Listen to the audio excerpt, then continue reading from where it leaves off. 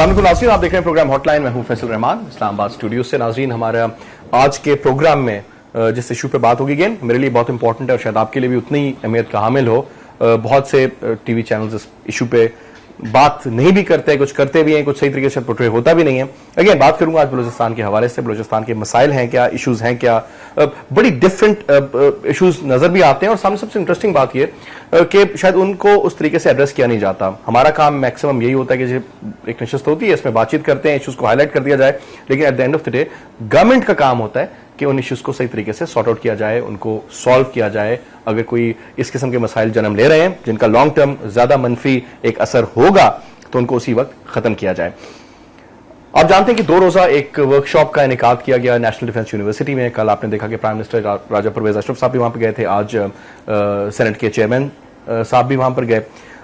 इसमें तमाम बलूचिस्तान के वो स्टेक होल्डर्स, वो बलोच रहनुमा, वो तमाम वो लोग वहां पर मौजूद थे। इश्यूज को हाईलाइट किया गया, इन पे बातचीत की गई और डेफिनेटली इनके सोल्यूशंस और जो रेमेडीज हैं उसके हवाले से भी बातचीत हुई होगी। मां सिवाय उन लोगों के जो बात करते हैं जी बलूचिस्तान की आजादी के हवाले से या बलूचिस्तान में आजादी की तहरीक के हवाले से, जो पाकिस्तान से बाहर बैठे हैं, फॉरेन फंडेड हैं, इंडिया सपोर्ट करता है, मोसाद सपोर्ट करता है या CIA सपोर्ट करता है, वो लोग शायद मौजूद ना हो इस वर्कशॉप में, इस सेमिनार में। उनके अलावा तकरीबन तमाम स्टेक होल्डर्स जो हैं बलूचिस्तान की वो इस सेमिनार में मौजूद थे। इस वक्त एक शख्सियत जो आप जानते हैं, ही नीड्स नो इंट्रोडक्शन, मेरे साथ मौजूद हैं बलूचिस्तान के हवाले से बलोच रहनुमा हैं जनाब हासिल बजिंजर साहब। बहुत शुक्रिया आप आए प्रोग्राम में और आपने अपना वक्त निकाला। सबसे पहले तो हम स्टार्ट करेंगे, आज मैं चाहूंगा डिटेल में बलूचिस्तान के हवाले से बात की जाए। एक तो ये बताइए कि जो ये सेमिनार हुआ, जो वर्कशॉप नाम दे लें जो भी इसको 2 दिन का, was it fruitful and if it was fruitful क्या क्या इश्यूज बहस आए और क्या क्या इलाज निकले उसके? वैसे भाई पहले तो आपका शुक्रिया कि आपने इस इम्पॉर्टेंट मसले पे तकलीफ की। देखिए, बात मैं इस पे भी नहीं जाए क्या कितना फ्रूटफुल था या कितना नहीं था। सबसे बड़ी बात यह है कि नेशनल डिफेंस यूनिवर्सिटी का इस प्रोग्राम को करना खुद एक पॉजिटिव बात है कि आपने मुख्तलिफ स्टेक होल्डर्स को बुलाया और आपने मुख्तलिफ लोगों के पॉइंट ऑफ व्यू पूछे, आपने उनसे सॉल्यूशंस की बात की जो क्वेश्चन आंसर आवर में होता है, और उन्होंने अपनी तरफ से जितनी उनकी ज़हन जहानत उसके हवाले से उन्होंने बात भी की। मगर मेरा जो सवाल ये है कि काश ये काम पहले होता और इसको सिविल गवर्नमेंट करता। ये जिम्मेदारी नेशनल डिफेंस यूनिवर्सिटी वालों की नहीं। We are thanks to National Defence University कि उसने स्टेप उठाया, उसने तमाम लोगों को बुलाया। उन्होंने जी पहले डिबेट तो करो, डिस्कस तो करो, what is the Balochistan, what is the Balochistan problem. आप एक चीज को, एक कोई मसला पैदा होता है, एक तो होता है डायलॉग, एक होता है डिबेट। हम लोग डायलॉग की बात तो बहुत करते रहे, मगर कभी इस मसले को हमने डिबेट में नहीं लाया। इस दफा डिबेट किया गया, डिबेट हुआ, इसमें मुख्तलिफ लोगों के लिए मुख्तलिफ पॉइंट ऑफ आए हैं। मसलन बलूच पश्तून के मसले से वहां एक डिस्कशन हुई, इंसर्जेंसी के हवाले से डिस्कशन हुआ है, वहां की डेवलपमेंट के हवाले से डिस्कशन हुआ है, वहां के मसाइल कौन कौन से उन पर डिस्कशन हुआ है। देखिए, इसमें आपने मुख्तलिफ लोगों को बुलाया है, आपने वहां एक डिबेट रखा है, तो हमें चाहिए कि हम इस डिबेट को बढ़ाएं। देखिए, किसी मसले को हल करने के लिए जब तक आप उसको डिबेट में नहीं ले जाते, आप उसको हल नहीं कर सकते। ठीक है, तो मैं समझता हूं कि this is a very positive step from NDU कि इसमें उन्होंने इस डिबेट को स्टार्ट किया। ठीक, और मैं समझता हूं कि इस डिबेट को खत्म न किया जाए 2 महीने बाद, 3 महीने बाद। मगर मुझे बताइए मीर साहब, ये बताइएगा कि जिस तरीके से हम बात करते हैं जी इंडिया पाकिस्तान के हवाले से, जब इशू होता है जी CBMs, कॉन्फिडेंस बिल्डिंग मेजर्स, कि जी पीपल टू पीपल डायलॉग होना चाहिए, वीजा में नरमी कर दें, कल्चरल प्रोग्राम एक्सचेंज करें, जी उनके एक्टर यहां पर आए, यहाँ के एक्टर वहां पर जाएं, क्रिकेट मैच हो, सारा कुछ हो। डू यू थिंक कि यहां पर भी थोड़ा सा जो इशू है वो कॉन्फिडेंस बिल्डिंग मेजर्स होने चाहिए? क्योंकि ये एक तासुर मिलता है जैसे बलोच लोग ट्रस्ट नहीं करते, कहते जी हमेशा बोलते हैं फेडरेशन वाले अमल नहीं करते। नहीं, वो देखो उसकी वजह is that the problem also? That is there. मैंने कहा ना कि भाई ये तो एनडीयू की जिम्मेदारी नहीं थी ना, this is not the problem. ठीक, नेशनल डिफेंस यूनिवर्सिटी, ये तो जिम्मेदारी थी कि आपकी फेडरल गवर्नमेंट की, या वो जो हमारी प्रोविंशियल गवर्नमेंट है। ठीक, भाई आप उधर लोगों को बुलाएं, इसको डिबेट करें, लॉयर को डिबेट करें, आप लोगों से पूछें, दे हैव द सॉल्यूशन। ठीक है, बिल्कुल ठीक। देखिए, जब तक आप इस मसले को डिबेट नहीं करेंगे, मुख्तलिफ पॉइंट ऑफ व्यू आप नहीं सुनेंगे, आप अपना जो एनालिसिस है वो किस तरह करेंगे? अगर आप अपनी तरफ से बगैर सोचे समझे फैसले करेंगे तो वो नुकसानदा होंगे। मगर इस पूरी डिबेट में सिर्फ वज़ीर आज़म की उस तकरीर के अलावा कोई इनपुट नहीं थी, कोई इनपुट नहीं थी, और हर आदमी जो आ रहा था उसका यह था कि भाई ये जिम्मेदारी जो है फेडरल गवर्नमेंट की थी, ये काम उनको करना चाहिए था, वो इस पे डिस्कशन कर। फेडरल गवर्नमेंट में से कितने नुमाइंदे थे? कोई थे लोग जो बैठ के policy makers, decision makers, other than the prime minister ji? ना, कोई नहीं था। कोई थिंक टैंक का कोई सिलसिला, कोई कुछ नहीं? कोई सिंगल मिनिस्टर वहां पे नहीं आया था। क्योंकि शायद अभी तक मेरे ख्याल में जो हमें नजर आता है कि सरकार जो है उसके लिए अभी तक बलूचिस्तान इशू बना ही नहीं है। शायद आप ये समझते हैं बात सही है?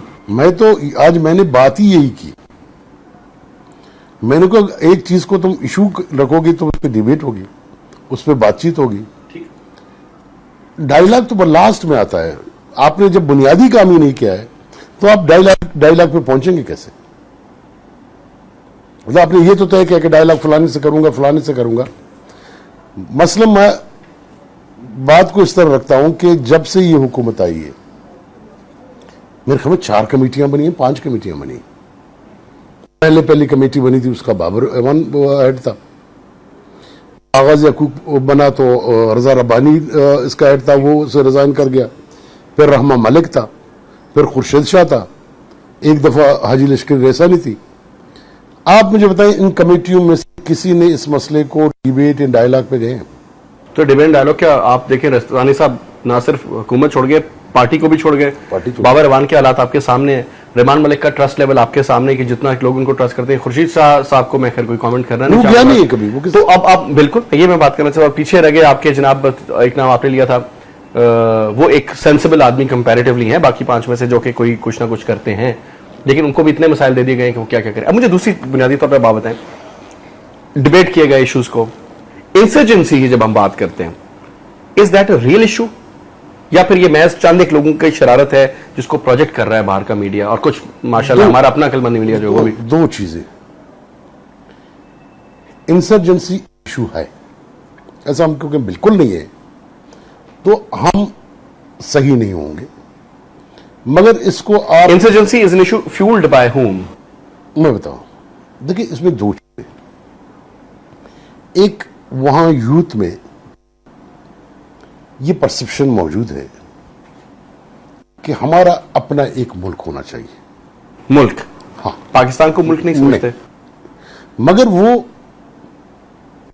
कितने परसेंट है, ठीक है ना, इसको तो डिबेट करें ना, वो कितने परसेंट है, और हाउ टू डील दम।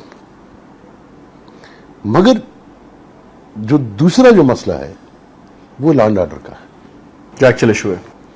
मैं अब भी समझता हूं कि उस इशू को, लिहाजा उसमें लफ्ज इंडिपेंडेंस शामिल है, उसमें लफ्ज पाकिस्तान की डिसइंटीग्रेशन शामिल है, तो it look as a big word, बहुत बड़ी लफ्ज है।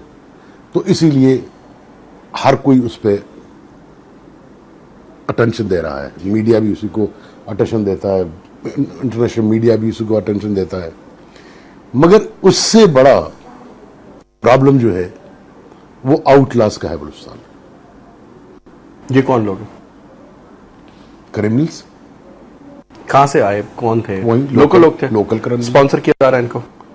सर वो मतलब देखिए, एक बात आप इस तरह ले लेना, यहां पे जैसे सर केपीके के अंदर भी ऐसे लोग हैं। मैं आपको सीधी मिसाल देता हूं कि ये जो लोग जो आप बना रहे हैं, जो आप कहते हैं जी ये लश्कर बन रहा है वर्सेस दी तालिबान या बैड बॉयज, एक लोकल लश्कर बनाया जाएगा, उसको हम सपोर्ट करेंगे।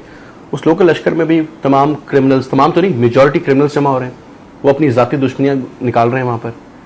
तो इस किस्म का सिलसिला वहां पर भी है, जो लोकल लोग हैं। वो लश्कर नहीं है, इंडिविजुअल्स है। That's an individual level.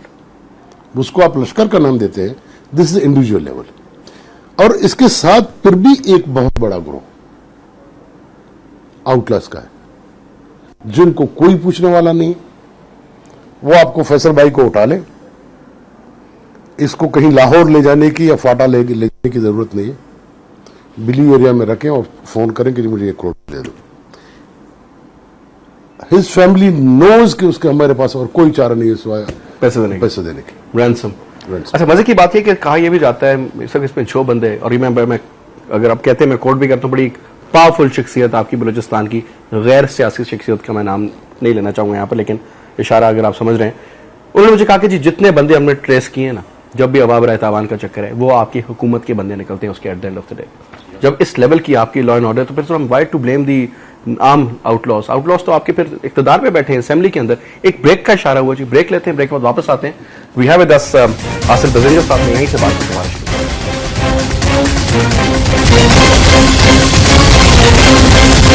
Welcome back. बजरिया साहब, अभी बात हो रही थी कि लॉ एंड ऑर्डर के मसले मसाइल, 60-61 बंदा आपकी असेंबली में अगर मौजूद है तो तकरीबन 98% लोग वो हैं जो आपके पावर में हैं। वो वजीर हैं या मुशीर हैं या किसी आपने तो फिर भी लॉ एंड ऑर्डर नहीं। वो आपने बात की ना कि जो 60s में 10 तो ऐसे होंगे जो कहीं ना कहीं they have access with criminals. मैं नाम नहीं लूंगा, ठीक है, डायरेक्टली 10 मिनिस्टर तो आपके बिल्कुल निकलेंगे इस 61-62 में जो कहीं नहीं क्रिमिनल्स के साथ इन्वॉल्व। चीफ मिनिस्टर साहब को पता है इस बात का? पता होना चाहिए मेरे चीफ मिनिस्टर को पता नहीं है तो किसको पता है? Is he supporting them then? Indirectly अगर कहा जाए तो ये भी वही, मतलब चीफ, मैं ये नहीं कह रहा कि मदद कर रहे हैं उनकी, मैं ये कह रहा हूं कि उनकी अगर मदद नहीं, उनको पता है और उन्होंने आंखें बंद की हुई, तो भी तो वो कसूरवार ठहरे। He is not worried about वो जो कुछ होता है होना दे। दूसरी बात कि आपके इस क्रिमिनल्स का प्रमोशन किस तरह होती है। मैं एमपी हूं, मैं पूरी जहान से जो सबसे करप्ट तरीन ऑफिसर है वो मेरा डिमांड है कि मेरे कॉन्स्टिट्यूंसी में, चाहे वो पहला हो, चाहे वो डिप्टी कमिश्नर हो, चाहे वो असिस्टेंट कमिश्नर हो, चाहे वो तहसीलदार हो, जिसे तालकादार बोलते हैं, वो सबकी डिमांड ये है कि सबसे जो खराब आदमी है वो मुझे दे दो। बड़ा जबरदस्त क्राइटेरिया जनाब, ये तो बड़ी खुशी का मकाम है मेरे ख्याल में। सबसे करप्ट आदमी की डिमांड की होती है, किसी जमाने में सबसे अच्छे अफसर की डिमांड की जाती है, सबसे करप्ट आदमी की डिमांड की जाती है, क्योंकि वो वहां उसके जरिए पैसे कमाते हैं, उसके जरिए पैसे लेते हैं।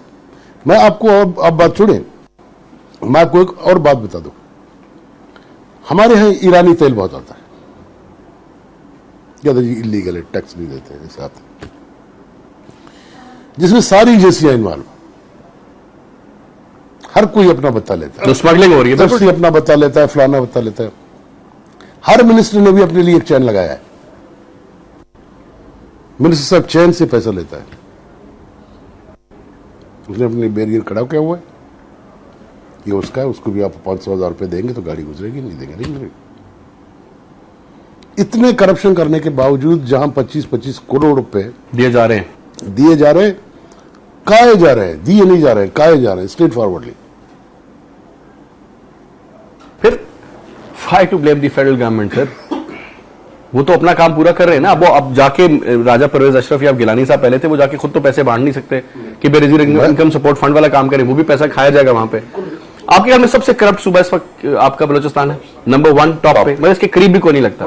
जबरदस्त। आप कहते हैं कि फेडरल गवर्नमेंट का, I am not talking about the federal government sir. Balochistan की बात करें, पैसा तो दे रहे हैं, आप आगे जा नहीं रहा तो उसमें क्या कसूर? मेरी बात सुने, वहां किसकी हुकूमत है? आपकी पीपल्स पार्टी के, पीपल्स पार्टी की ना। मैंने on the floor of the house मैं चीखा, प्राइम मिनिस्टर साहब खुदा के लिए बलूचिस्तान में आप तवज्जो दें, ये जो आप यहां 120 अरब का शोर मचा रहे हैं, वो उधर गटर में जा रहा है। तो what was the reply of the prime minister Yousuf Raza Gilani? अपनी गलतियों से सीखेंगे। मतलब ये डाउन द ड्रेन जाने दें। तो बेसिकली सर ये वक्ती तौर पे वो जो 4 साल 5 साल की कोएलिशन हुकूमत चलती रहे, सिस्टम चलता रहे और सो कॉल्ड डेमोक्रेसी डिरेल ना हो, उस चक्कर में ये पैसा जो था ये हमने कई अरब डॉलर कुर्बान कर दिया, लोगों की जेबों में चला गया, गाड़ियों के मॉडल बदल गए, प्लॉट बड़े हो गए, फार्म हाउस खरीद लिए गए, कोई पैसा बाहर भेज दिया गया, मजे कर लिए। मैंने अभी एक बात की थी, वो आपके पूछे बगैर मैं करता हूं। देखें, छोटी सी गलती होती है ना, वो आपको उस वक्त महसूस नहीं होती है, उसके जो रिजल्ट आते हैं ना वो कितने खौफनाक आते हैं। 1973 में जुल्फकार अली भुट्टो का नैप का झगड़ा हो गया। ठीक, भुट्टो ने कहा जी पाकिस्तान तोड़ने की साजिश हो रही है, लंदन प्लान बन गया है। न कोई साजिश थी, न कोई इंडिपेंडेंस की बात थी, न कोई ऐसा मामला था। भुट्टो को दोनों हुकूमतें तोड़नी थी। भुट्टो ने क्या किया? भुट्टो ने कहा कि जी इराक सपोर्ट कर रहा है बलूचिस्तान को। उसने इराक के एम्बेसी से इसला निकाले। किसी एम्बेसी से कोई इसला पहुंचाता है अपना? उसको ट्रेन पे डाल के उसने पंजाब के तमाम देहातों को उसको डिस्प्ले किया। एंड ही वन वे और अदर कन्विंस द पंजाबीज कि बलूच तुम्हारे दुश्मन है, और बलूचों को इस बात पे कन्विंस किया कि पंजाबी तुम्हारे दुश्मन है, जिसको आज तक हम भुगत रहे हैं। कि जो पंजाबी मारे जाते हैं, ये प्रोफेसर हों, डॉक्टर्स हों, ये उसी का कड़ी चल रही है ना। आज भी बलूचिस्तान लाहौर को या पंजाब को नफरत की नजर से देखता है। कहते हैं उस जमाने में जो फैसले होते थे लाहौर में होते थे और उसकी वजह से वो तकलीफ था उनको। आज भी वो गलती थी उस जमाने में, तो आपका काम चल गया ना। मतलब एक सियासी चाल जो थी वो लॉन्ग टर्म एक अजाब बन गई, मजाक बन जाता है। इसी तरह ये जो करप्शन कर रहे हैं भाई, ये मिनिस्टर तो कुल्लम कुल्ला कह रहे हैं कि we will buy one vote 7,000 rupees. And they have the money also. They have huge money. मैं अगर 1,500 रुपए कमा रहा हूं, अगर मैं 4 करोड़ रुपए लगाता हूं, 7,000 रुपए मुझे पर वोट लेता हूं, 15-16,000 आप क्या विनिंग वोट ले लें तो फिर आप जीत जाएंगे। और कैबिनेट में बैठ के ये डिस्कशन हुई है बलूचिस्तान के कि भाई जितने पैसे चाहिए खाओ, जितना गबन करना है, करप्शन करना है करो, मगर हम सबको एक साथ इसी कैबिनेट को वापस आना। तो इलेक्शन होंगे तो फिर 5 साल फिर ये गदर मचा रहेगा। अगर 5 साल ये गदर मचा रहा ना, अगले 5 साल निकाल जाएगा पाकिस्तान आपके ख्याल में इसी किस्म के हालात में? यार मैं इस बात पे डिसएग्री करता हूं, क्योंकि अगर इतने बुरे हालात में भी चल रहा है जी, मैं देखो इससे बुरे क्या होंगे? देखिए, मैं आपको एक बात बताऊं, 2 चीजें होती हैं। एक होता है डिसइंटीग्रेशन। पाकिस्तान का डिसइंटीग्रेशन उसकी जोग्राफिया की वजह से पॉसिबल ही नहीं, पॉसिबल नहीं। मगर जो जिस किस्म की जिंदगी में और आप गुजारेंगे वो बहुत बुरी होगी। मैं डिसइंटीग्रेशन के हवाले से मेरा बिल्कुल एक राय है कि आज मैंने इसी बात को एनडीयू में भी कहा है। देखिए, डिसइंटीग्रेशन किस बुनियाद पे? इस बुनियाद पे कि आप पंजाबी हैं, मैं बलूच हूं, सिंधी है, वो मेरा हकूक नहीं मिल रहे हैं, तो मैं इसको डिसइंटीग्रेट करता हूं। तो फिर ये जो पूरा रीजन है ये इन्हीं मसाइल का शिकार है। ईरान इन्हीं मसाइल का शिकार है, इराक इन्हीं मसाइल का शिकार है, अफगानिस्तान इसी मसले का शिकार है। फिर एक मुल्क नहीं टूटेगा, देन द रीजन विल। आपका इंडिया में ये मसाइल है जनाब, इवन इंडिया। मैंने सिंपली कहा, मैंने कहा अगर ये पंजाब यहां मुल्क बन जाता है, सिवाय सिख मजहब को निकाल के, सिक्के दाढ़ी को निकाल के, आप पंजाबी नहीं। उसके कल्चर में आपके कल्चर में क्या फर्क है, उसके जुबान में आपके जुबान में क्या फर्क है, उसके ब्लड में आपके ब्लड में क्या फर्क है, तो they will not remain in India. साहब, आपने डिसइंटीग्रेशन की बात की, एक ख्याल है वो जी बलूचिस्तान में तो पहले भी सरदार थे, अब भी सरदार हैं, पाकिस्तान के साथ रहेगा, यही सरदारी निजाम चलता रहेगा, यही लोग खाएंगे पिएंगे, चंद एक नाम है सामने रहेंगे, आज एक तो कल दूसरा। अगर अलग हो जाता है, खुदा न खास्ता कोई ऐसा सिस्टम हो जाता है, तो फिर उस सूरत हाल में, क्योंकि बलूचिस्तान में पानी नहीं है, हम कोल की बात करते हैं, ये सब वो चीजें हैं जो कि जमीन के अंदर दफन है और दफन ही शायद रहें, इनका फ्यूचर नजर नहीं आएगा। अगर इजाजत है एक ब्रेक ले लूं, मैं चाहूंगा इस पर तफसील से आप बात करें। एक ब्रेक लेते जी, ब्रेक के बाद बात करें।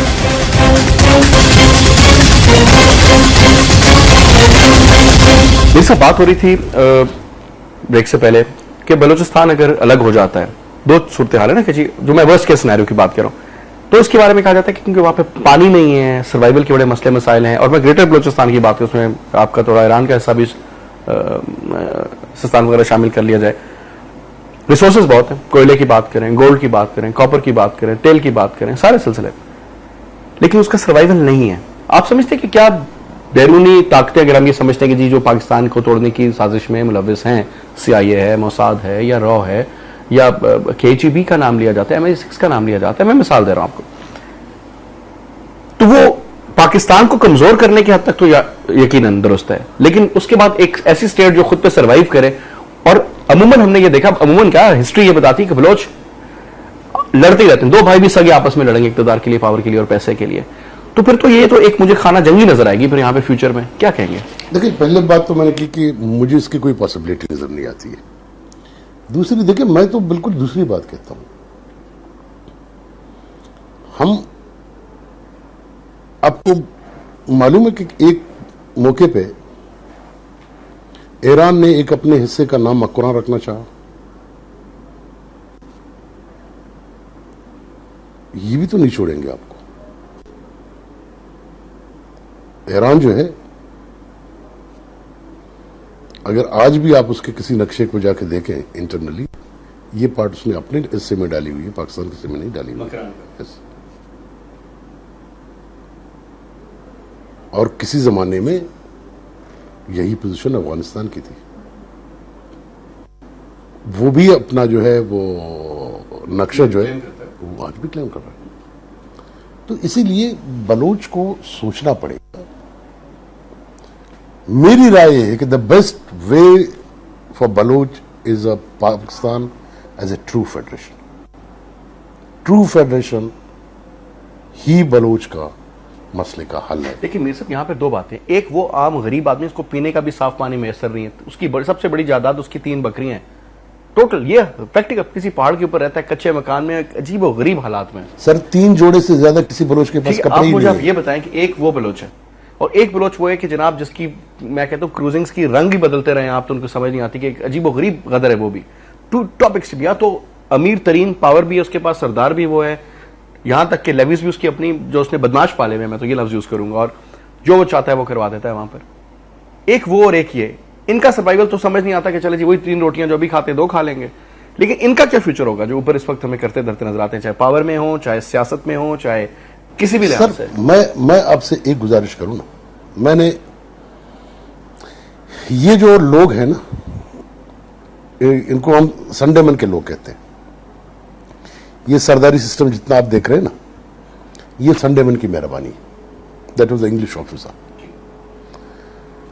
मुसीबत ये हुई कि 1947 में जब पाकिस्तान बना, उन्होंने संडेमन के जो सिस्टम को एज इट इज आके हमारे सर पे डाल दी। एक जरगा बनाया, डिप्टी कमिश्नर को, उसका पहले लाट साहब होता था, उसकी जगह डिप्टी कमिश्नर आ गया। 4 सरदार होते थे, वो बैठ के जो फैसला करते थे। पूरी फेडरल गवर्नमेंट बजाय कि वो आम लोगों से डील करती, वो इन चंद लोगों से डील करता था। आज तक कोई निजाम चल रहा है।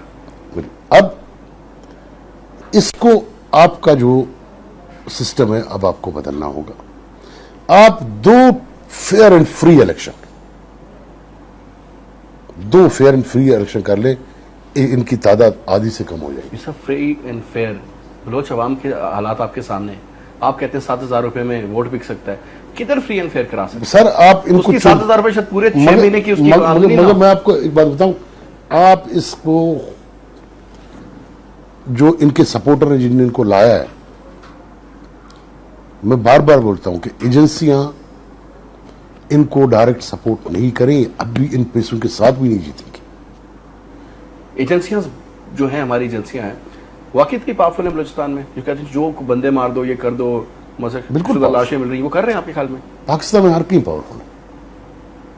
अब भी इवन जबकि इतना ज्यादा टारगेट किया गया ISI को लोकल लेवल पे, ये वही दुनिया की हुकूमत है जो अपनी इंटेलिजेंस एजेंसी की दुश्मन है। देखिए, आज की जो कॉन्फ्रेंस हुई ज़ाहिर है एनडीयू में हुई, when we whatever it's army institution, मुमकिन है उनमें कोई रियलाइजेशन आया हो। फौज में तो अभी भी है, मैं बिल्कुल सूझ से मैं मुझे आई एम नॉट श्योर, मगर आज की जो डिस्कशन हुई वहां जो 2-3 जनरल्स ने भी वहां बातचीत की, लगता है शायद ऐसा हो कि वहां एक रियलाइजेशन आए। अगर ये रियलाइजेशन आई कि बाबा हम वहां पे मुहब्ब वतनों को पिक एंड चूज ना करें, लेट द पीपल अलग, जिसको फैसल को लाते हैं, हासिल को लाते हैं, एबीसी जेड को लाते हैं, लेट देम टू डू, बेहतर लोग आएंगे, काफी बेहतर लोग आएंगे। एक दफा कम आएंगे, दूसरी दफा ज्यादा आएंगे, फिर ये मामला साफ हो जाएगा। और दूसरी बात, यहां लफ्ज इस्तेमाल किया किसी ने कि 3 Ds, डिटरेंस, डेवलपमेंट एंड क्या डायलॉग। मैं कहता हूं कि the major problem, second major problem is development, because इस करप्शन की वजह से फेडरल प्रोविंशियल गवर्नमेंट में तो जो डेवलपमेंट है वो तो जीरो पे चला गया। कौन करेगा? मगर जो फेडरल गवर्नमेंट के प्रोजेक्ट्स हैं वो होने चाहिए। उन्होंने कहा कि जी लॉ एंड ऑर्डर का मसला है, मैंने कहा मैं इस बात को इसीलिए नहीं मानता कि बलूचिस्तान की जो इंसर्जेंसी है दैट्स नॉट बिगर देन फाटा। जब फाटा में एफडब्ल्यू काम कर सकता है, वाई नॉट ग्वादर रतो डेरो? वो इतनी बड़ी इंसर्जेंसी है ही नहीं कि वो इसको रोक सके। देखिए, ये जो सरदार और ट्राइबल और फलाना फलाना जो आप बोलते हैं ना, इनको कोई कुछ नहीं कर सकता है। इनका कमर सिर्फ और सिर्फ डेवलपमेंट तोड़ सकता है। ये होने देंगे डेवलपमेंट? ये रोक ही नहीं सकते। अब उनमें वो दमी नहीं। आए दिन बम धमाके ये सरियाब रोड पर जो कुछ सर मैं बोलता हूं, फौज को टारगेट किया जा रहा है। देखिए, ये तो हमारी बाय डिजाइन फिर करते हैं कि हम पावरफुल रहे, हम ही रहे और हम ही सब सलाम देखिए, करें। ये इसमें हमारी नाइली है। अब जो सरियाब रोड है, सरियाब रोड क्वेटे में है। Sariab road is 2 kilometre from chief minister house, 5 kilometre from cantonment, 4 kilometre from IGFC office, 4 kilometre from IG office, IG police. अगर इधर बम धमाके होते हैं, लोग टारगेट किलिंग करके चले जाते हैं, तो ये तो हमारी अपनी फेलियर है। ये सब मौजूद है यहां पे, IGFC भी मौजूद है, यहां पुलिस भी मौजूद है, लेवीज भी मौजूद है। एडमिन फेलियर है ये तो एडमिनिस्ट्रेशन फेलियर है, इसका तो कोई इलाज नहीं। अगर एडमिनिस्ट्रेशन इस्लामाबाद में फेल हो जाए तो यही होगा। भाई साहब, तकरीबन 85,000 के करीब FC आपकी है बलूचिस्तान में, और ये फ्रंटियर कोर है बेसिकली। FC कॉन्स्टेबलरी नहीं है, और ये बेसिकली बुनियादी तौर पे इनका काम होता है इंसर्जेंसी को कंट्रोल करना, पुलिस का वो काम नहीं है। इनकी मौजूदगी जरूरी है, क्योंकि बहुत से बलोच लोग ये कहते हैं जी इनको निकालें, फौज को निकालें, कंटोनमेंट ना बनाएं, एक स्कूल अथॉरिटी जी कंटोनमेंट बनाएं ताकि कोई बच्चों का स्कूल बने, कोई सिस्टम बने। कोई आप किस फेवर में? मैं इसमें 2 चीजों के, मैं कहता हूं कि FC प्रॉपरली अपना काम करे, जो आउटलॉज हैं उनको पकड़े, ये उसकी जिम्मेदारी। वो इसका पैसा भी ले रहा है। Balochistan government paying 50 billion rupees per annum, चाहे उनकी तनख्वाहों का है, चाहे वर्दियों का है, चाहे फ्यूल का है, द बलूचिस्तान गवर्नमेंट पेइंग। मैं कहता हूं कि सिवाय FC के बाकी इदारा तो वहां रहा नहीं है। पुलिस किसी काम की है वहां पर? है नहीं आपका मगर ये जो B area to A area की कन्वर्जन है, इसके फेवर में आप ऐसे छोड़ देना चाहिए? इसको पूरी एरिया होना चाहिए, पूरा एरिया होना चाहिए। देखिए, 2 चीजें हैं। इसका मतलब फिर गवर्नमेंट की रेट नहीं है ना बहुत से इलाकों में। देखिए, गवर्नमेंट में कहता हूं every minister is demanding the corrupt police officer and club वहां पे वो रेट को तो खराब कर रहा है। ही इज द रिस्पॉन्सिबल जो इस रेट को खराब कर रहा है। इसीलिए मैं वज़ीर आज़म को कहता हूं कि भाई खुदा के लिए अपने लोगों को रोको। कहता है जी वो किसका है, गलतियां करके सीखेंगे। मतलब इस वक्त आपका जो हाईवे है वो FC को दिया बलूचिस्तान गवर्नमेंट ने। हाईवे को तो कौन से इंसर्जेंट तो नहीं जोड़ते, उसको आउटलाज बोलते हैं। हमारे जो हाईवेज है वो सेफ नहीं है। तो हम फिर एफसीसी वालों से भी ये कहते हैं, हुकूमत से कहते हैं कि बाकी तो ठीक है, पहाड़ों में जो जंग हो रही है, what is happening in Quetta city, Alamdar road, आपका सरयाब, यहां क्या हो रहा है?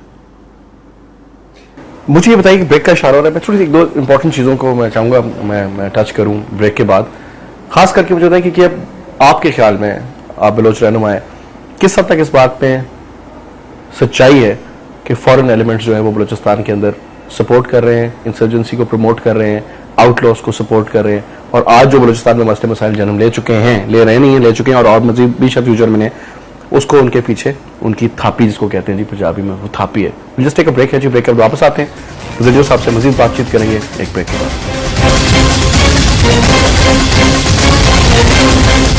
वेलकम बैक जी वजीर साहब। सर देखिए, दो बातें आपने की। आपने कहा कि आउटलेस को कौन सपोर्ट कर रहा है, असला ले रहे हैं, पैसा ले रहे हैं, कुछ ना कुछ तो है ना सर। मेरे वजह से उसके मुतल्लिक मेरी इल्म में नहीं। जहां तक इंसर्जेंसी की बात है, सर भाई दुनिया में कोई इंसर्जेंसी बगैर फॉरेन सपोर्ट के होती भी नहीं है। अब कोई कहता है इंडिया है, कोई कहता है अफगानिस्तान है, मतलब मेनली अमेरिका का कहीं कहीं नाम लेते हैं। मोस्टली जो नाम आते हैं अफगानिस्तान और इंडिया के, मतलब ये कहना कि अफगानिस्तान में कैंप्स है, कि मतलब हमारे इदारों का अपना मतलब ओपनली कह रहे हैं कि वो अफगानिस्तान में कैंप्स है। It mean Afghanistan is involve. जहां तक इंडिया का होगा, जाहिर है इंडिया की इन्वायरमेंट डिफरेंट होगी, इस तरह नहीं होगी जो वो हिंदुस्तान में कभी कैंप नहीं बनाएगा, मगर शायद यहां उनको सपोर्ट करें। कैंप्स हैं जी, बिल्कुल मौजूद है, ठीक है ना, बिल्कुल। हमें यह भी बताया जाता है कि यहां भी कैंप्स है। भाई कैंप्स हैं तो आप कभी इन कैंप्स पे कोई जाता क्यों नहीं? मेरा जो सवाल है कि भाई आप इन कैंप्स में कभी गए हैं? तो यहां पे जो सूरत हाल है कि आप ये कहें कि इंसर्जेंसी में कोई अपने पैसों से या अपने खर्चे से इंसर्जेंसी कर सकता है, मुमकिन नहीं है, वो मुमकिन नहीं है। दो चीजें, हरबयार मरी, बांदा भुट्टी और डॉक्टर अली नजर, इन लोगों को कौन सपोर्ट कर रहा है? और इनके जो इनकी तंजीम है, PLA कह लें, जो भी नाम लें, सबको पता है जी, कुछ होता है वो क्लेम कर लेते हैं कि जी बंदे मार रहे हैं। पख्तून वर्सेस बलोच, बलोच वर्सेस आपके ये जो हैं हज़ारा वर्सेस सुन्नी, ये सब सिलसिले वायलेंस को भी प्रमोट करना, फिर ये BLA की तरफ से बाकी सिलसिले करवाइयाँ, ये तो बिल्कुल ऑब्वियस, कोई इसमें एब्स्ट्रैक्ट नहीं पढ़ना पड़ता, साफ नजर आता है इसमें कौन लोग शामिल हैं और इनको कौन लोग सपोर्ट करें। मैं जाती तौर पर देख चुका हूँ इनको कि किन किन लोगों के साथ ये इंग्लैंड में या स्विट्जरलैंड में कन्वेंशन में उठते बैठते हैं, साफ पता चलता है। फिर भी हमारी हुकूमत कहती है हम नाराज बलोचों के साथ बैठ के बातचीत करेंगे। Don't you think they should be totally banned and once and all एक ऑपरेशन लॉन्च हो, सब क्लियर कर दिया जाए? मेरे ख्याल में वो आपसे बात वो नहीं करेंगे। आप क्या बात करेंगे? They will not talk with you. इनको बाहर है तो फिर इनको एलिमिनेट कर दें, इनको टोटल खारिज कर दिया जाए पाकिस्तान के अंदर से, नाम भी इनका। वो तो कहते हैं कि we are not holding your passport. देखिए, holding the Indian passport, no. फिर वो किस तरह फिरते हैं जनाब? तो आप यही सवाल जो है ना आप पूछे, इस बात को तो आप इन्वेस्टिगेट करें कि ब्राहिंद जहां गया है तो किसके पासपोर्ट पे गया। मतलब रहमान मलिक ये कहता है कि वहां पे जो क्या हुआ था, केस खत्म हुआ था, वो हमने बातचीत के जरिए खत्म कराया था। They are denying it. कोई बातचीत नहीं, हमने से मिला ही नहीं, हमने इसको देखा ही नहीं। आप समझते बाय डिजाइन कौम को बेवकूफ बनाया जा रहा है और हकाइक से दूर रखा जा रहा है। सरकार का मसला कुछ, मोटिव्स कुछ, लोग पीछे कुछ और उनकी हरकतें कुछ और। सरकार को तो इस पूरे जमेले में कोई ताल्लुक ही नहीं। उन्होंने FC पे छोड़ा हुआ है। FC जाहिर है FC एक लिमिट तक करेगी, उसके आगे तो डायलॉग तो FC नहीं करती। ये पॉलिटिकल चीजों को FC वहां पे IG FC ने बड़ा क्लियर कट कह चुका है जी, वो कह जी मेरा ये काम है, मैं कर चुका हूं। जल खड़ की बात कर, और उन्होंने कहा जी आगे हुकूमत अब क्यों नहीं आती, मुझे तो ये समझ नहीं आती। बंदा हम पकड़ते हैं, उसका लिंक निकल, तो government is totally non serious about this issue. Sir देखिए ना, ये आपने एक जिसको आप 44.3% बोलते हैं पाकिस्तान का हिस्सा है, इट मीन्स 50% ऑफ पाकिस्तान, ठीक है ना। तो आधे के आधे को, जिसकी इतनी बड़ी सरहद है जो ईरान और अफगानिस्तान से मिलती है, समंदर से पूरे गल्फ को मिलती है, आपने अपना रेट वहां खत्म कर दिया है, तो वहां कौन नहीं आ सकता? चाहे मूसाद हो, रा हो, फलाना हो, अब इसका नाम ले ले, वो क्यों नहीं आए? यही अपने फाटा में क्या लोग जमा हो गए। अब आप फाटा इज हेड फॉर यू, अब भुगते फाटा को। यहां आपकी जो प्रोविंशियल हुकूमत, देखिए एक मुल्क की जब सूबाई हुकूमत खत्म हो जाती है तो फिर वहां कुछ करना बहुत मुश्किल हो जाता है। आप क्या समझते हैं, जानबूझ करके इसको निगलेक्ट करते हैं, या वाकई इनकी कैपेसिटी नहीं है, या ये कैपेबिलिटी नहीं है इनमें? मैं समझता हूं कि इनकी कैपेबिलिटी भी नहीं है। 65 साल में वो कैपेबिलिटी नहीं आई। वो जो लोकल इस वक्त हमारे जो लीडरशिप है, जो एमपीएस बोलते हैं हम लीडर है, वो सिवाय करप्शन के बाकी उनको किसी चीज से दिलचस्पी नहीं है। मैं आपको हैरानी की बात ये होगी कि वो उनके कागज कराची और इस्लामाबाद में दस्तखत होते हैं, क्वेटा के दफ्तरों में दस्तखत नहीं होते जो यहाँ पर है। सेक्रेटरी साहब फ्लाई करता है, आता है, कागज दस्तखत कराता है, चला जाता है, कमीशन मिल जाता है, अल्लाह अल्लाह खैर सलाम। क्या मुस्तकबिल देख रहे हैं? सर मैं इसीलिए फेडरल गवर्नमेंट हो या एजेंसियां हो, जो भी है, मैंने पहले भी कहा है, मैंने आपके तवज्जुह से कह रहा हूं कि खुदारा आने वाले इलेक्शन को लोगों पे छोड़ दो। ये मुमकिन है जो आप बात कर रहे हैं? बिल्कुल मुमकिन है। अगर वो इतने करप्ट लोग, इतनी करप्ट गवर्नमेंट, इतने करप्ट, मतलब मैं क्या सिस्टम में इनका इतना पैसा डल गया। 20% तो चला जाएगा, 30% तो चला जाएगा। आप अगर फेयर एंड फ्री इलेक्शन करा दें, अगर 100% नहीं जाएंगे, इनका 30% तो जाएगा। लेकिन उस दफा मेजर पॉलिटिकल पार्टीज ने वो बायकॉट किया था, हमारा भी कसूर है। अच्छा सही साहब भी नहीं थे, आप भी नहीं थे? नहीं, हम नहीं थे, अख्तर मेंगल नहीं था, ये हमारा भी कसूर है। आप समझते हैं कि अब आज के हालात देखते हुए आप सोचते हैं कि आपकी वो गलती थी? बिल्कुल गलती थी। कि अगर हम में से कोई नहीं जीतेंगे, 3 आदमी तो जीतेंगे हमारे। जगजई साहब भी तो 2 सीटें तो उनकी भी होती थी, कम से कम आवाज तो बुलंद कर सकते थे अगर बैठ के। हम मिला के तीनों की 9 सीटें तो होती ना, कुछ ऑपोजिशन तो होती ना।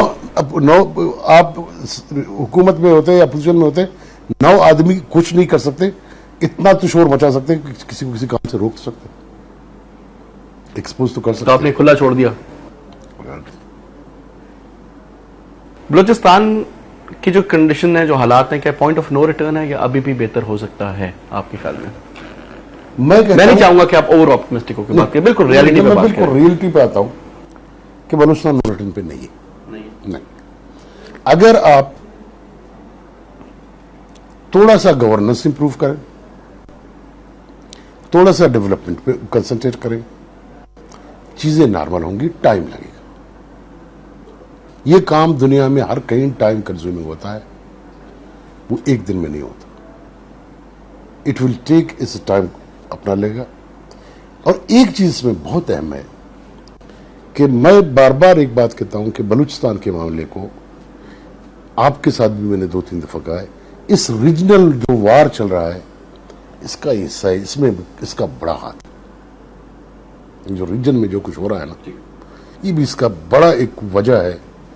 और जब तक रीजन से जान नहीं छूटा है, न फाटा से जान छूटेगा, न कराची के टेररिज्म से जान छूटेगा, न बलूचिस्तान के जंजाल से जान छूटेगा, न बाकी दूसरे जगहों से छूटेगा। हमें किसी न किसी तरह अपने इस रीजन को, इस मुसीबत में हम पड़ चुके हैं, हम अपने आप को किस तरह सेव करते हैं, वो जो स्ट्रेटेजी बनाने वाले हैं ये उनका जिम्मेदारी है, मगर you have to come out from this. साहब बहुत शुक्रिया आपका प्रोग्राम में आए जी।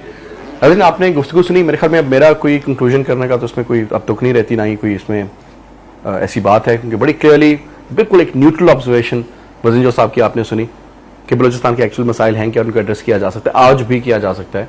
और आज भी फेडरल गवर्नमेंट अगर उन तकाज़ों को पूरा करे तो जो आज हम सोच रहे हैं, जो आज से 10 साल पहले कभी सोचा नहीं था, तो उस चीज़ पे काबू पाया जा सकता है। एनीवे जी, I will see you tomorrow at 11। तब तक के लिए इजाज़त दीजिए। खुदा।